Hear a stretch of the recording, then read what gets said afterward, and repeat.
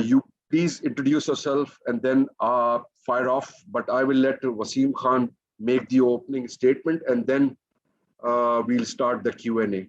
I will appreciate my television colleagues just to hold fires on the tickers, क्योंकि इधर आपने टिकर डालने शुरू किए and everyone will get restless and upset. So session खत्म होने दें, उसके बाद आप टेलीविजन के ऊपर अपने टिकर्स भी डाल दें और अपने beepers भी करने जो आप कर सकते हैं. So over to Wasim Khan, and we'll once Wasim has done his opening statement, हम एक-एक question सबसे ले लेंगे, and then probably if there is time we'll take another round of questions, but one question at a time, and please try to avoid repetition. If your question has already been asked, please do not repeat the question. Pass it on to your other colleague.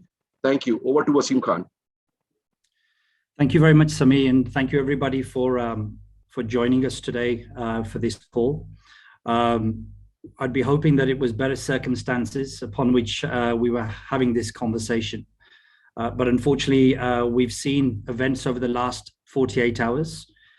We felt as the PCB it was important that we had an opportunity to talk through some of the sequence of events that took place on the morning of the 17th, and then also perhaps provide some factual information about what actually then took place thereafter, and various reports that have been sort of circulating about what did or didn't happen after we were given the information.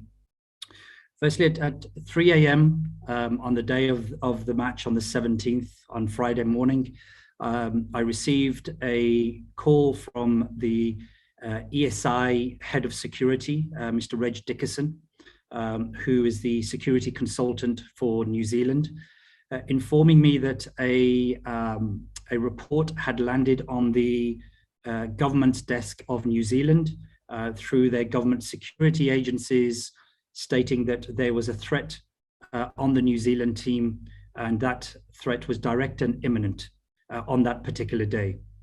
I then arrived in Lahore later that morning. We met with Reg Dickerson just to get some more clarification. He stated that there is a setup called the Five Eyes Alliance, which some of you may be aware of, which is set up to share intelligence and security information. Reg Dickerson stated that that information had emanated from that circle, and had reached the Deputy Prime Minister's office of New Zealand, and that it was serious and it was something that we needed to try and address immediately.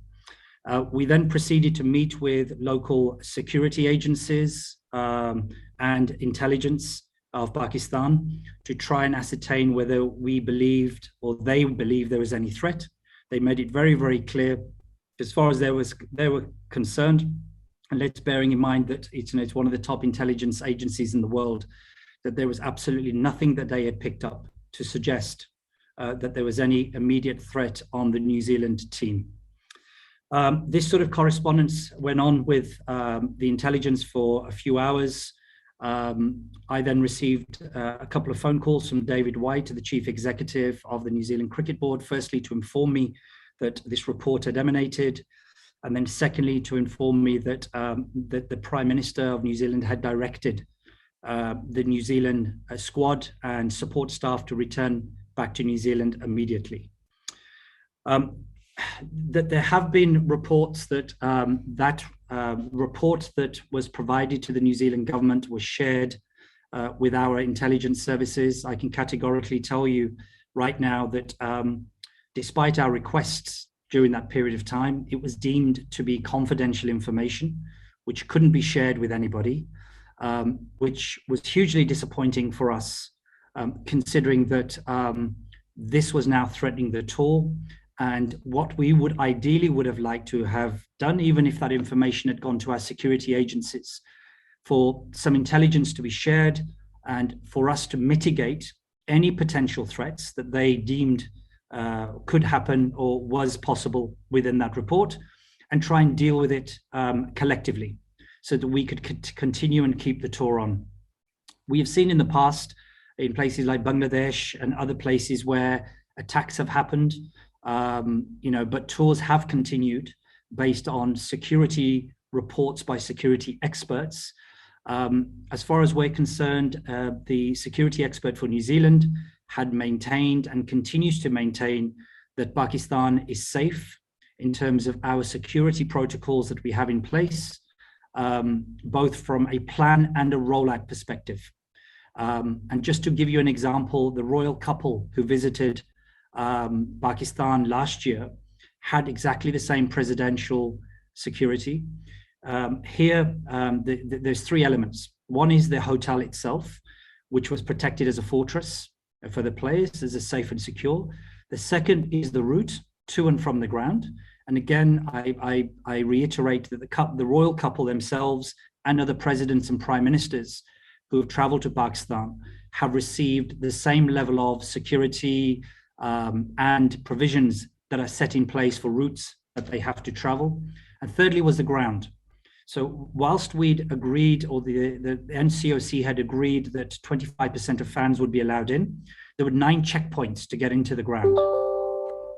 And those checkpoints ensured the complete safety of fans before they even arrived. And we'd even given fans notice to expect 2.5 to 3 hour delay of getting into the ground, so that everything would be checked out.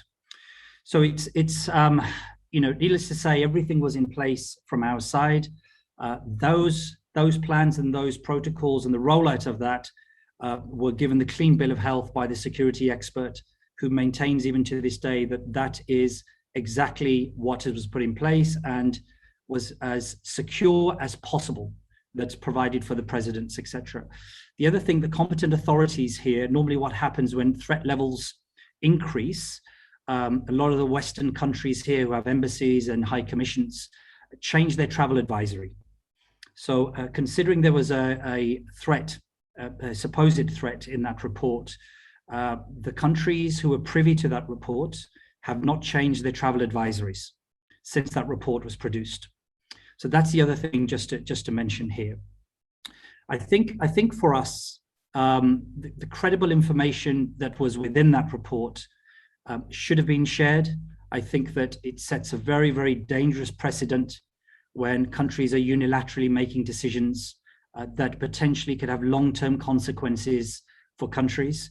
I think we probably expected some dialogue and some discussion between the New Zealand intelligence and our intelligence, so that that level they could discuss what type of threat had been perceived, so that we could try and mitigate that to ensure that the tour continued.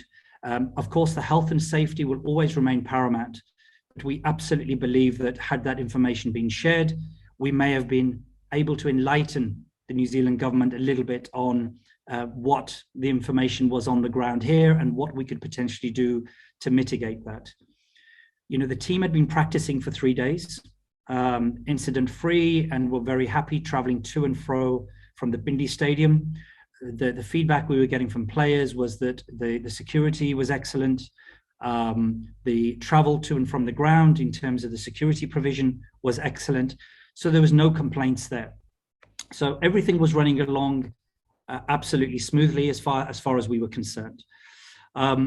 You know, we continue to have foreign visitors from all over the world coming into Pakistan and continue to come into our beautiful country. They continue to visit, you know, go in the north of Pakistan into various places to visit some of the scenic and tourist sort of areas in the north. And so, you know, for us, disappointment, despondency, and also potential ramifications and repercussions long-term for us. We have worked very hard from a journey that we started 5 years ago to get to where we are now. And over the last 2.5, 3 years, we've seen Test cricket return, the full resumption in what is probably the busiest cricket season that I think we've ever had in Pakistan history, with New Zealand, England due to arrive, also with the West Indies, and then Australia also due to come for the longest period of 40 days that they've ever been in terms of touring Pakistan. We continue to have good relationships with the cricket board, but I think that what has to happen at an international level now is that we need to really look at this situation where countries can make a unilateral decision without any discussion with the host nations. This is going to cost us millions of dollars. This has severely affected us from a cricket credibility perspective and has set us back. England are meeting today, the ECB are meeting to make a decision on whether they will tour Pakistan or not. We know what the guidance is. We are aware of the fact that, from the security perspective, there is a clean bill of health from a security side of things. And we certainly hope that England will be touring, and that will be announced later on today. And we certainly believe they should be coming, and we hope that they will be coming based on what the competent authority here in Islamabad is saying, and also what the security expert is saying. The same security expert who provided the guidance for the ECB to return or to go to Bangladesh 6 weeks after the bomb blast went off there, which killed 12 people. So, there's a lot of trust put into this security expert who's understood, respected all around the world. And we certainly hope that when the board meet of the ECB, it's a positive conclusion and the team will come to Pakistan to play this short tour. We have been a strong and brave nation for a very long period of time. We've had to remain resilient in the face of much adversity. We've kept fighting back. We've kept having to brush ourselves off again as a nation and come back again. This is another blow for us, I must admit. It's been pretty gut-wrenching from a PCB perspective, from a fan's perspective. You all feel the pain that we felt as fans, and first and foremost, patriotic towards the country, fans of the nation, fans of the cricket team and cricket that comes here. It's been a difficult 48 hours for us, trying to dissect what has happened. I think the abrupt departure of the team has left many scars for us. And we just certainly hope that this is not going to have long-term consequences for us moving forward. I'm happy to take any questions that you have from the floor. Thank you. Thank you, Wasim Saab, for the opening statement. We'll take Rizwan Ali, then we'll take Shahid Hashmi, then we'll take Amlan, followed by Wahid. Assalamualaikum, Wasim. Walaikum salam.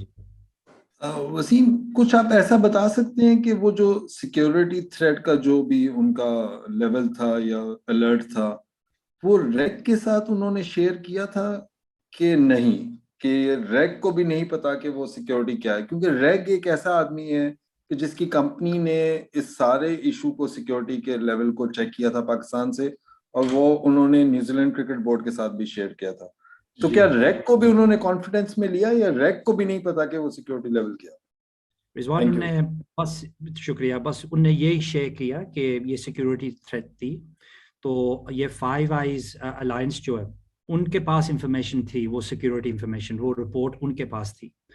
वो raise को बस यही बता रहे थे कि ये information है, लेकिन वो डिटेल इंफॉर्मेशन की उसको नहीं मिली, because it was deemed to be highly confidential information that could only be shared amongst those five countries.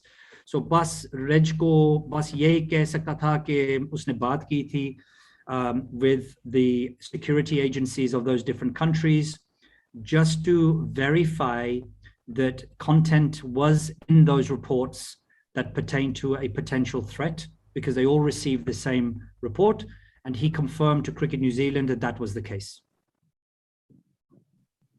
Wasim, Assalamu alaikum. Alaikum salam. Shahid Hashmi. Of course, there is anger. Of course, there is pain of New Zealand abandoning the tour abruptly. There are some unwise, some emotional calls of boycotting the T20 World Cup match against New Zealand.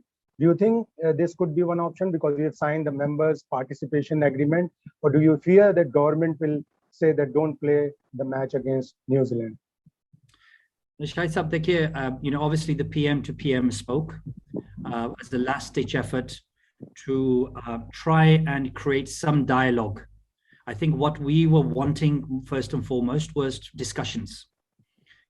Sure, don't share the report with the Pakistan Cricket Board, but share it with our intelligence. Let's try and see whether we can mitigate any potential issues or challenges, because our security had not picked up anything. I think in terms of the second element or the first element of your question, there's no, right now, there's no issue about us playing New Zealand. Let's also remember that, that what New Zealand are saying is that it was guidelines or guidance provided to them from their government. We've had a good relationship with New Zealand in the past.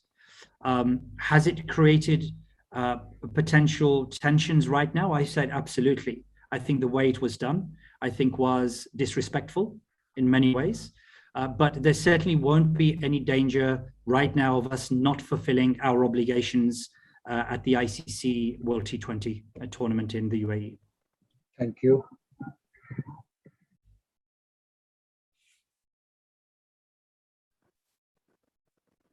Wahid Khan.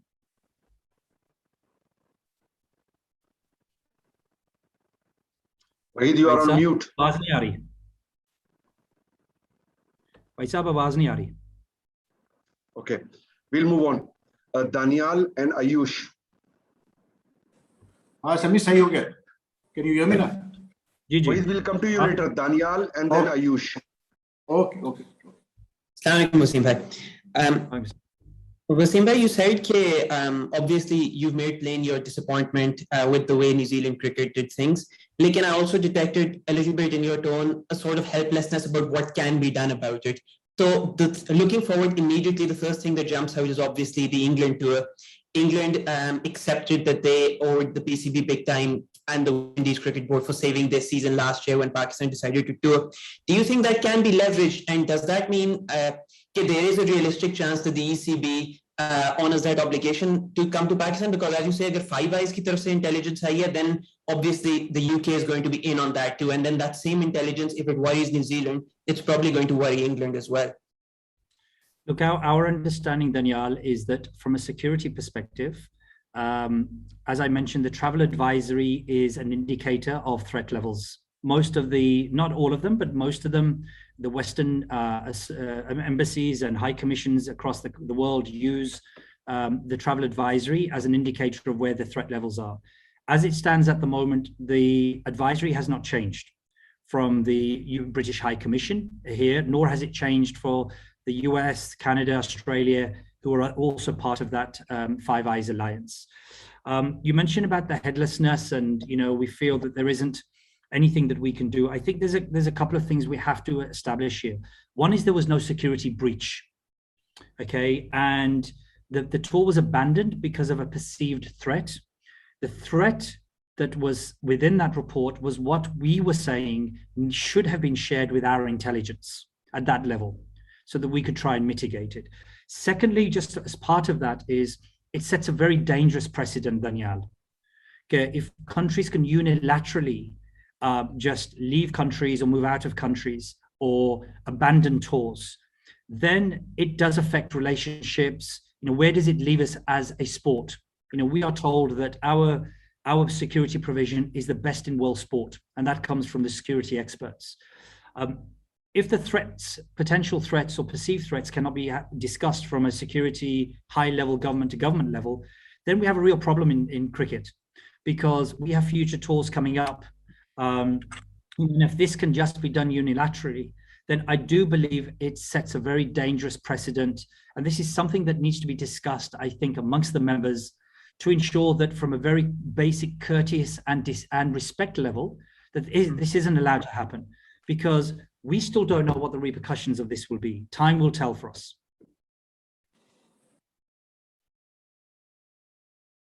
Ayush? Hi, Wasim. So I think you answered most of it in Daniel's question. Just to add to it, what do you dissect now that you spoke about dissecting this from the situation? What do you dissect, and what changes can you possibly make if the information is not shared and Pakistan security and intelligence doesn't find anything dangerous? Then from the shared report with the same person, security officer, what can possibly change for England? And okay, this is just the first question. Yeah, that's about it. Yeah, Ayush, just on that, again, I go back to, there's two elements. There's the security provision that is put in place, and there is external threats that might come in. So going back again to the security that's put in place, the provisions are world-class across any sport across any world. It's presidential treatment. So, in terms of what the security expert can report on is the plans that are in place and the rollout of those plans. That's the only thing that individual can report on. The second element is any potential threats that might come that is picked up by intelligence, our intelligence, or external intelligence from other countries who have picked something up, etc. That is the level that we are a little bit disappointed at and despondent at, because let's not forget, and this is a big if there was a threat, then surely that threat is also open to civilians of Pakistan. So are we saying that the lives of those civilians within Pakistan are any less important? Or the fact that the threat only applies to sports people? So what we are saying is share that information. Let's work collectively as a cricket family. Let's find a solution. Let's see if we can mitigate. Because at the moment there's an inequality. And the inequality is, in some cases, is one rule for one, and then there's other rules for others. And that has to stop now, because this has hit us very, very hard. The consequences of this are going to be far-reaching, financially and cricket-wise. And the abruptness of how this happened, you can understand the anger, the emotions, the feelings. We worked very, very hard day and night to get Pakistan cricket to where we are now. And look, we are not for any minute saying that there are any untruths in the reports that were produced. But what we are saying is let's mitigate any potential threats together if there are any. And we weren't even given that opportunity, which is the disappointing part. Sohail Imran, Wahid Khan, and then our friend Amlan. जी अस्सलाम वालेकुम वसीम भाई, मुझे पूछना यह है कि हमने हर मुश्किल हालात में दूसरे बोर्ड्स की मदद की है, बल्कि हम लोगों ने कोऑपरेट किया है। हम इंग्लैंड दूसरे मुल्क हैं जहां हम इतने मुश्किल हालात में जाकर वहां पर खेलते हैं, हमें कोई उसका सिला नहीं मिलता। इसी तरह हम न्यूजीलैंड जाते हैं, हमारे खिलाड़ी 14 रोज कैद में गुजारते हैं, अच्छा खाने के लिए नहीं मिलता, और हम फिर भी उनके साथ इतना कोऑपरेट करते हैं, पूरी सीरीज खेलकर वापस आते हैं। तो क्या आप नहीं समझते कि जो वर्ल्ड कम्युनिटी है वो हमें उस तरह ट्रीट नहीं करती जिस तरह हम उन्हें ट्रीट करते हैं? जी इमरान, साहिल साहब, यही मैं बात कर रहा हूँ कि in terms of the inequality that exists, inequality है, and I don't care what people say. I've been around cricket a very, very long time now, and New Zealand में हम गए थे, बांग्लादेश वो जो मॉस्को अटैक भी हुआ था, बांग्लादेश टीम के साथ। आप सब लोग अपने माइक्स को म्यूट करते प्लीज। ये आवाज कहाँ से आ रही है? हाँ, so Sahil Saab, we have done everything that's been asked for us. We've shown solidarity in cricket. Our players have gone through hardships. In 14 days quarantine in New Zealand, we went after the Bangladesh team got attacked in the masjid. So, we have done everything that we have possibly could do. I think what we have to look at now is that, we expect fair treatment the other way as well. It's easy to walk out of countries like Pakistan without any reason, without any dialogue, without any discussion, and that has to stop, because the inequality has to stop in world cricket. Unless we do that, we're not going to have an even playing field, both in treatment or in finances. Wasim, this is Wahid Khan. Two questions basically. One, our friend Shahid Hashmi described this option of not playing New Zealand in the World Cup as emotional. But we have precedent of in the past of teams not playing against each other in the World Cup or ICC competitions based on political issues or security issues. And where does Pakistan cricket stand right now? Like you said, you all are feeling helpless in the sense that you don't know what happened, what led to this New Zealand team leaving abruptly, and you are admitting that there's inequality in world cricket. So what steps can Pakistan, PCB take to ensure that in future, teams which tour Pakistan cannot take such unilateral decisions?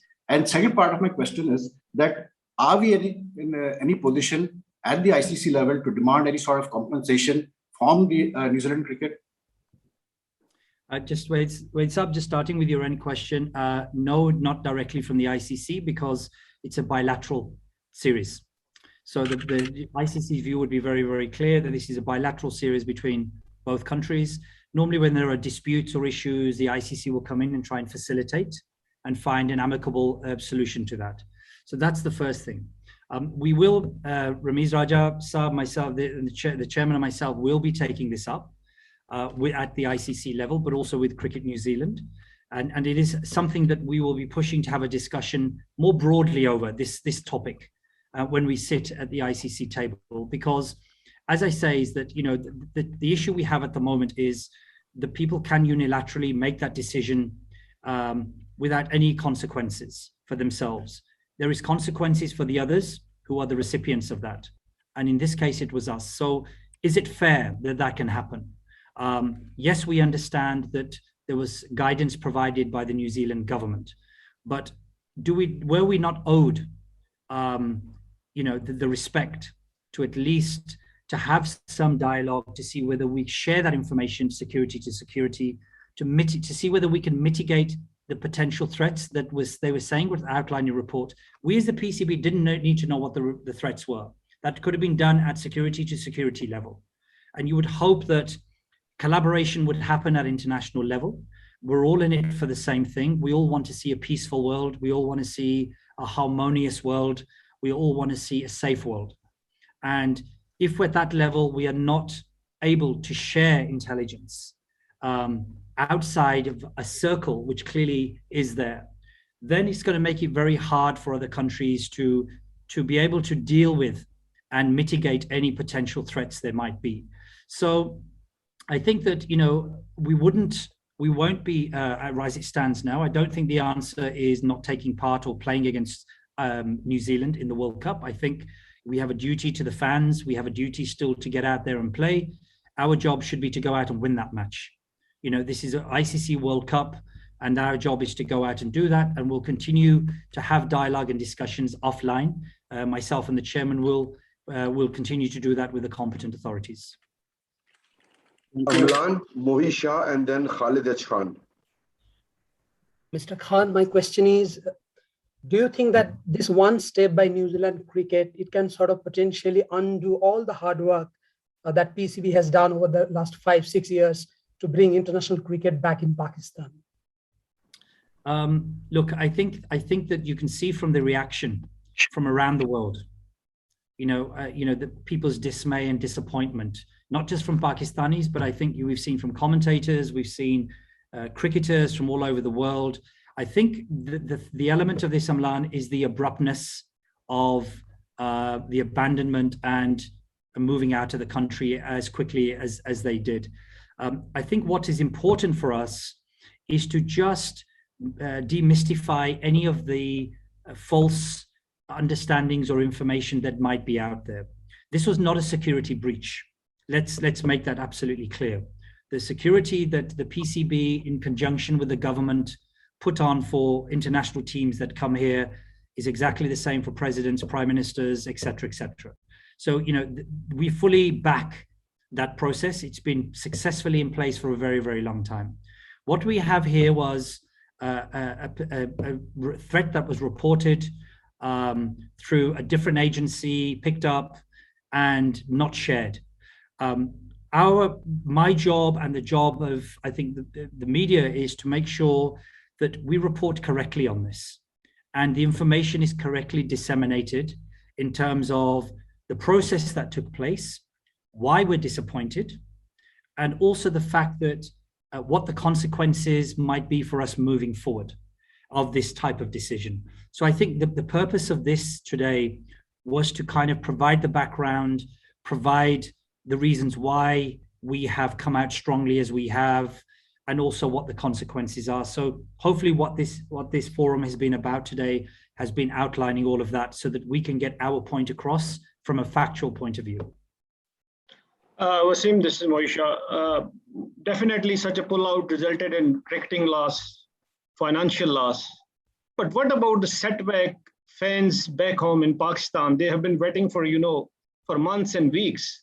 to see New Zealand and Pakistan in action in one-day internationals and then T20 internationals. So what message would you give to defense? Look, you defend it. I mean, it is out of our control, Moisab. I mean, it's something that, we share the agony, we share the disappointment. We were looking forward. We successfully hosted South Africa in February, and we were ready for the most busiest time for us in terms of Pakistan cricketing history, with New Zealand, England, West Indies, the PSL in January, February time, and then Australia to come into play, 3 tests, 3 ODIs, 2 T20s. That's an incredible summer of cricket for us coming ahead. So the financial losses, we're aware of, and we know we're counting and we're understanding what those losses are at the moment. But yeah, the credibility for us is the big thing, because we have done a huge amount of work in building our credibility back up again in world cricket. And I guess I will say that it's been the rug pulled from under our feet, as quick as that. Within 10 hours, 8 hours, a decision was made to abandon the tour, to leave the country, and the New Zealand team are now en route back to New Zealand. And that's fundamentally wrong in my view, particularly when the information wasn't being shared. And I keep going back to this. Share the information with our security agencies. Let them assess with you. Let them work with you to see how real those threats are. Let's mitigate them together. Because the consequences to a country like Pakistan and New Zealand are aware how hard we've worked. A lot of work has been done behind the scenes to work with New Zealand to bring them to Pakistan. And at a drop of a hat, to just walk away and just leave us to pick up the pieces like this, I'm sorry, but my view is that dialogue should have taken place. We may have reached the same conclusion. It may have been that the New Zealand cricket may have said, our government are adamant they must return, in which case there isn't a great deal we do. But let's try and work it out together. Sit around the table for a few hours. Let's understand what those risks are. Let's mitigate them together so that the tour can continue. Months and months of work has gone into this. And I think that's the disappointment. And within 6-7 hours, it just gone from under us. With everything running so well, they'd been in the country 3 or 4 days, 5 days, everything was going smoothly. And so, I think this is what we're trying to come to terms with.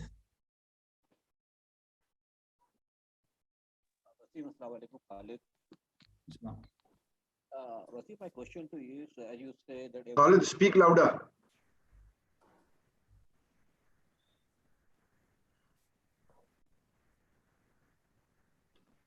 As you say, the information was not shared. So, can you hear me? Yes. Hello? Yeah. Information was not shared between the intelligence agencies of both countries. Do you think we cannot rule out that it could be some kind of hoax that they would have done to undermine Pakistan cricket or Pakistan as a country? And my second question is, as some of my friends said that Pakistan should not be playing New Zealand in the World T20 Cup. Is there a possibility that Pakistan should play them, but under protest by sporting black armbands? Look, firstly, in terms of your question about the hoax, look, let's not speculate. I think that all we can go with is what we were told, and obviously the sequence of events, which is what I want to discuss and which I have been discussing with you today.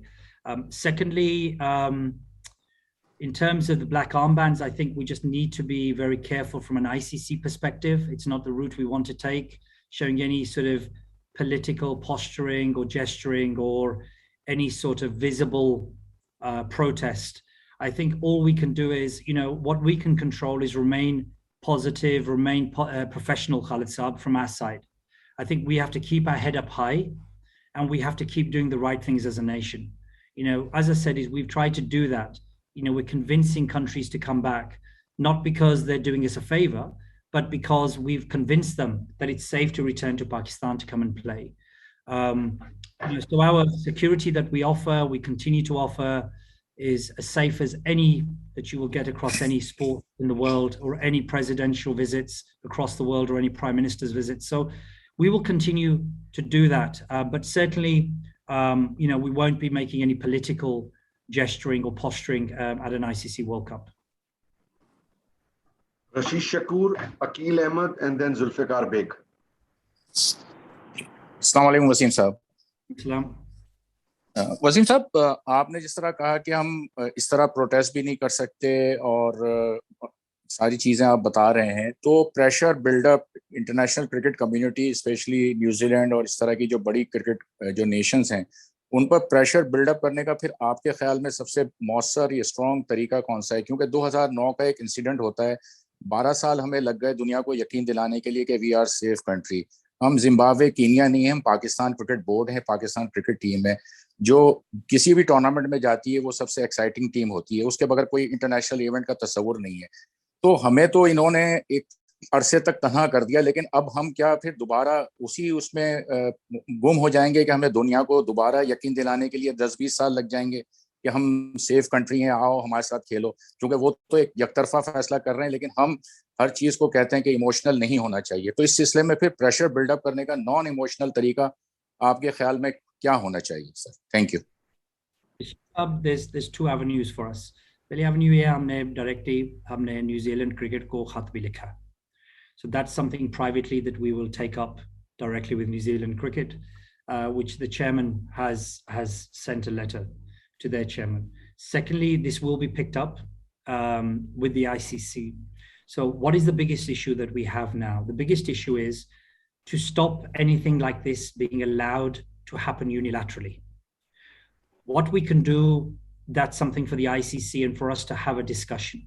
Because once the intelligence forces or securities agencies are involved, the argument might be that, look, that then gets escalated up to government level. It's then out of our hands as a cricket board. I think what we have to try and work out is when reports are generated and are shared with cricket boards, that there are elements or the boards are allowed to sit down with the other correspondent sort of cricket board and sit with them and actually discuss what the issues are within that report and work collectively to sort them out. If we didn't go to New Zealand, okay, after the Bangladesh attack and said, sorry, we're not going, what would have been the implications for Cricket New Zealand, right? We could argue that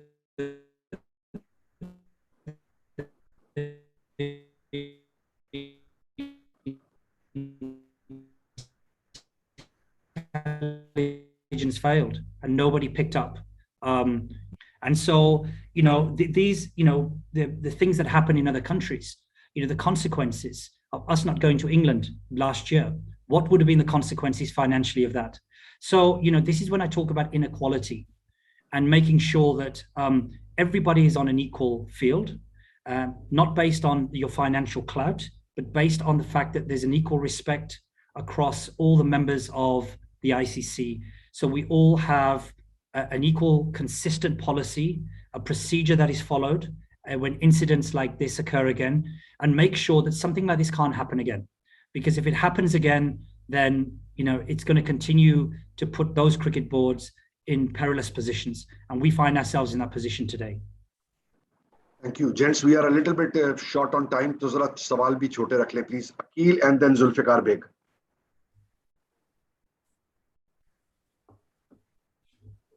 Okay, Akil nahi hai, Zulfikar. It's a shameful by the New Zealand government and the team.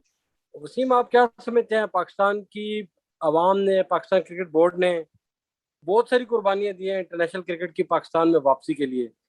क्या ऐसा सख्त फैसला किया जाएगा New Zealand के against कि उनको बताया जाए कि हमारा मुल्क महफूज मुल्क है इंटरनेशनल क्रिकेट के लिए? क्या कहना चाहेंगे? देखिए जुल्फिकार साहब, ये तो जैसे मैंने पहले भी कहा कि हमने खत भी लिखा न्यूजीलैंड को, और आईसीसी से भी हम ये बात भी करेंगे उनके साथ. We're going to have a full dialogue and discussions with them. I think it's important that it's not targeted towards New Zealand. It's targeted towards the lack of processes there are in place to actually deal with these types of situations, and the lack of respect that we feel as a proud nation of 230 million people that who love their cricket, who've waited, sacrificed a lot over the last 12 years to get cricket back. And it can be pulled from under our feet within a space of 8 or 9 hours, without any reason, without any discussion, debate, sharing of information. That's the issue that we have. If that information had been shared and a mutual agreement had come to pass with our security agencies and New Zealand's, that there was a credible threat, and we ascertained that and it couldn't be mitigated, then I think that is the stage at which you mutually agree, but you've explored it and you've exhausted. And because nothing comes ahead of players' welfare and safety. Please, throughout all of this, all I say is that I am not for 1 minute saying that we compromise the health, the safety, and the well-being of players. That's not what I'm saying. I am disappointed, and we are as a cricket board, with the unilateral process or the unilateral decision that has been made, and the fact that no information was shared at the highest level to allow us to deal with this situation and exhaust every possible opportunity before the final decision was made for New Zealand to go home. Mohammad Yusuf, Gokul, and then Anas Saeed. Wasim, इस सारे incident के बाद क्या आपकी cricket Australia से बात हुई, क्योंकि हमने जनवरी फरवरी में उनका भी मेजबानी करनी है? नहीं, अभी नहीं यूसुफ साहब, अभी तो ईसीबी के साथ हम बात कर रहे हैं, वो तो पहले प्रायोरिटी वो है, तो उसके बाद फिर हम ऑस्ट्रेलिया के साथ हम डायलॉग भी शुरू करेंगे। उसके पहले भी वेस्ट इंडीज़ की टीम भी आ रही है, तो उनसे भी बात करना पड़ेगा, उनको भी सिक्योरिटी प्लान्स भी दिखाने पड़ेंगे, उनको रीअश्योरेंस भी देने पड़ेंगे। Or we're very lucky in the game in the fact that we have a highly credible security expert in Reg Dickerson, who works for ESI. They are world-renowned, they are respected, and they are the security agency that many cricket boards use and listen to and take on board in terms of their reports, and are generally confident to go ahead with whatever information they provide. They will never put anybody at risk. They will always provide an honest assessment. Their honest assessment right now is Pakistan, as far as they are concerned, from plans and rollouts of the security plans, is as good as anywhere in the world at the moment. Wasim, hi. I just wanted to ask you, has there been any communication from the New Zealand board ever since the players have left Pakistan? No official correspondence. From Cricket New Zealand. Obviously there was a press conference today, but up until that point, apart from my last conversation with the CEO, David White, early afternoon on the 17th, which was the day the tour was abandoned, no, we haven't received anything in writing from Cricket New Zealand, but we have written to Cricket New Zealand. Thanks, Wasim. अच्छा वसीम भाई, मेरा सवाल ये है कि साबिक chairman PCB एहसान मानी ने कहा था कि हम अपनी क्रिकेट होम सीरीज जो है वो पाकिस्तान में खेलेंगे। अगर खुदा ना खास्ता इंग्लैंड नहीं आती है तो हमारा स्टांस यही होगा कि हम इसमें कोई चेंज भी ला सकते हैं? देखिए अनस, अच्छा सवाल है आपका।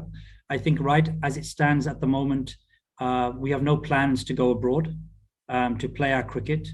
It's taken us a long time to return. We are adamant that we remain safe, but of course we've also always got to have contingency and backups. But as it stands right now, there is certainly no conversation about us playing our cricket abroad in the near future. Okay, we had the first round of questions. Mera nahi khayal ke koi reh gaya hai, but I've been requested by Daniel and Wahid for one question each, and then we'll wrap up the session. Wasim bhai, one follow-up. Aapne kaha David White obviously gave a press conference today, said they would be in discussions with Pakistan. Though I just wanted to ask specifically, what have you written to New Zealand cricket? You said you'd written to them. And is there anything that you can share about whether there's optimism or pessimism when it comes to the England tour? Because aapne kaha they'll make a decision soon. But is there anything that you can tell us about that at this stage? Firstly, I can't disclose any contents of what we've written to Cricket New Zealand. That's between us and Cricket New Zealand. Secondly, in terms of what is in place, ultimately the ECB board will make a decision. There's two elements that I guess every board looks at. One is the advisory that is within that particular country they're going to. And secondly, it's around the security provision that is put in place directly for the team. So as I mentioned, from both of those angles, we have been told that there's a clean bill of health and there's confidence on both of those sides. But ultimately, look, the decision is the ECB board's, and we'll have to wait and see. They are meeting very soon, and we'll know very, very soon. Thank you. Wasim, this is Wahid Khan. Wasim, I wanted to ask one thing was that England, like you said, England is supposed to take a decision today on whether they tour Pakistan or not. And Australia is obviously coming early next year. But if we assume, or let's say that England also refuses to come to Pakistan, there have been some suggestions by some former players that the PCB should try to contact some cricket nations like Bangladesh or Sri Lanka, who are free right now, and try to get them to play a few matches in Pakistan to just send across a message, that international cricket can still continue in Pakistan despite what happened, what the New Zealand team has done. Anything on that?